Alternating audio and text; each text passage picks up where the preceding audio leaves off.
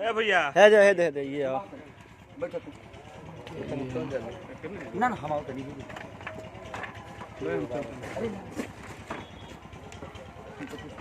बोली बाबू बढ़ जाए रहो ना ना चल तो हे जुगा के बोली यही है भाई हेलो ना यो टीवी वाली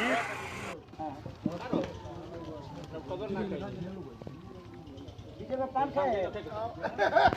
दांत तो भी क्लियर बना ऐसे तो ना लोहा छूट दे अरे बाबू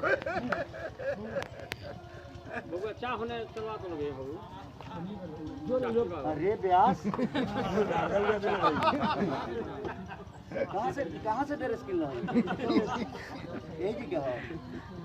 अच्छा घर के हो